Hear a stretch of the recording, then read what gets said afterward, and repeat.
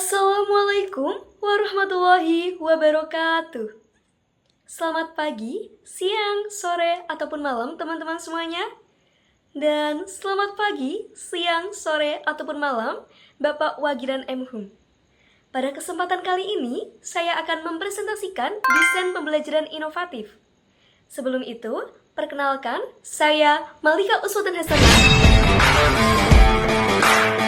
Judul desain pembelajaran saya yaitu desain pembelajaran menulis teks laporan menggunakan model pembelajaran berbasis proyek berbantuan video dokumenter pada kelas 12. Beberapa hal yang akan kita bahas yaitu mengenai latar belakang, tujuan, penilaian hasil belajar, materi pembelajaran, media pembelajaran, langkah-langkah, dan simpulan. Pertama yaitu mengenai latar belakang. Keterampilan menulis teks laporan sangat penting bagi siswa SMA. Khususnya kelas 12 yang mempersiapkan ujian akhir dan pendidikan lanjut. Menulis laporan memerlukan kemampuan analitis dan riset yang baik.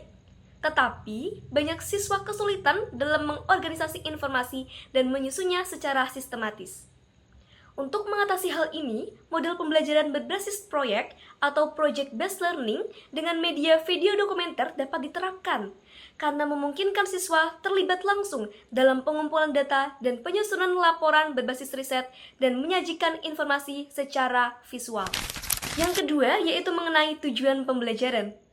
Tujuan pembelajaran dari penelitian ini adalah untuk mengembangkan keterampilan menulis teks laporan pada siswa kelas 12 dengan menggunakan pendekatan yang lebih kontekstual dan aplikatif. Selain itu, diharapkan siswa dapat meningkatkan keterampilan menulis teks laporan, menerapkan proses penelitian, mengembangkan keterampilan kritis dan kreatif, mengoptimalkan penggunaan media video dokumenter, dan meningkatkan kolaborasi. Lalu, penilaian hasil belajar. Ada 5 penilaian hasil belajar. Yang pertama, penilaian dilakukan melalui proses kerja kelompok. Yang kedua, penilaian terhadap keterampilan riset dan pengumpulan data, seberapa dalam siswa dapat meraih informasi. Yang ketiga, yaitu penilaian dilakukan terhadap kemampuan siswa dalam menyusun teks laporan. Yang keempat, terdapat penilaian mencakup proses refleksi dan evaluasi diri. Dan yang kelima, terdapat penilaian sumatif di akhir proyek. Selanjutnya yaitu mengenai materi pembelajaran. Materi pembelajaran yang akan diajarkan yaitu tentang cara menulis teks laporan yang sistematis dan terstruktur, yang meliputi pengenalan berbagai jenis teks laporan, komponen-komponen utama laporan seperti pendahuluan, metode, hasil, dan simpulan, serta teknik perorganisasian informasi. Selain itu, siswa akan diberi pemahaman tentang bagaimana mengumpulkan data yang valid melalui penelitian lapangan atau melalui sumber-sumber lain. Selanjutnya yaitu media pembelajaran. Media pembelajaran utama yang digunakan dalam desain pembelajaran ini yaitu video dokumenter. Selain itu, terdapat beberapa media yang bisa digunakan sebagai media pembelajaran, seperti sumber data digital, yaitu seperti artikel jurnal, Microsoft Word, dan juga PowerPoint. Selanjutnya yaitu langkah-langkah. Terdapat 3 hal yang penting dalam langkah-langkah, yaitu pada tahap pendahuluan, lalu tahap kegiatan inti, dan juga penutupan.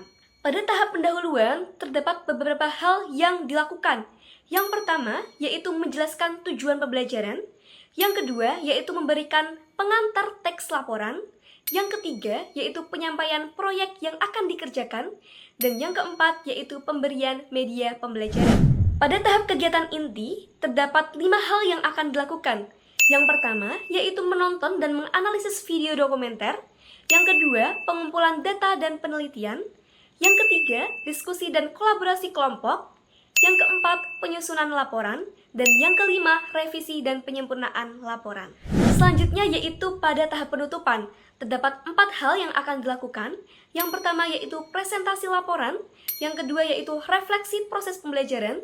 Yang ketiga, pemberian umpan balik. Dan yang keempat, penutupan pembelajaran yang berisi rangkuman dan motivasi dari guru. Selanjutnya yaitu mengenai keterbaharuan.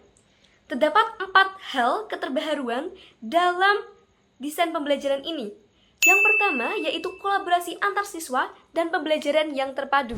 Dalam desain ini, siswa mungkin bekerja dalam kelompok untuk mengerjakan proyek berbasis video dokumenter yang mendorong kolaborasi. Project-based learning secara alami menumbuhkan keterampilan kerjasama, komunikasi, dan pemecahan masalah di antara siswa. Dengan menggabungkan keterampilan teknis dalam pembuatan video dan keterampilan akademis dalam menulis laporan, desain ini mendorong pembelajaran terpadu yang menghubungkan berbagai disiplin ilmu dan keterampilan. Yang kedua yaitu penggunaan video dokumenter sebagai media pembelajaran. Menggunakan video dokumenter sebagai alat bantu dalam pembelajaran adalah aspek inovatif dalam desain ini. Video dokumenter dapat memberikan gambaran nyata dan kontekstual yang lebih hidup dan mendalam tentang topik yang dibahas. Yang ketiga yaitu keterkaitan pembelajaran kontekstual. Dengan menggunakan video dokumenter yang seringkali berisi konten nyata dan relevan, siswa dapat belajar menulis teks laporan berdasarkan situasi yang lebih kontekstual dan aplikatif. Dan yang keempat yaitu pendekatan multimodal dalam pembelajaran. Dalam desain pembelajaran ini mengintegrasikan berbagai cara belajar. Terdapat visual, auditori, dan kinestetik. Siswa tidak hanya menulis teks laporan, tetapi juga mengobservasi, membuat video dokumenter, dan belajar tentang cara menyampaikan informasi secara visual dan verbal. Selanjutnya yaitu hasil rangkuman. Pengembangan desain ini bertujuan untuk menciptakan pengalaman belajar yang lebih menarik dan efektif dengan mengintegrasikan teknologi dalam proses pembelajaran. Model ini memungkinkan siswa untuk aktif terlibat dalam proyek pembuatan laporan berdasarkan video dokumenter yang relevan, sehingga mereka dapat belajar menulis dengan cara yang lebih kontekstual dan nyata. Dengan mengembangkan keterampilan observasi, analisis, dan penulisan, siswa tidak hanya memperoleh pengetahuan tentang cara menyusun teks laporan yang baik, tetapi juga memperkuat kemampuan berpikir kritis, kreativitas, serta keterampilan kolaboratif dalam bekerja kelompok. Pendekatan ini diharapkan dapat meningkatkan motivasi belajar siswa dan menghasilkan karya yang lebih berkualitas. Terima kasih teman-teman yang sudah menyimak dan juga kepada Bapak Wagiran M. Hum. Terima kasih atas perhatiannya. Kita telah tiba di penghujung presentasi. Mohon maaf apabila terdapat salah kata. Wassalamualaikum warahmatullahi wabarakatuh.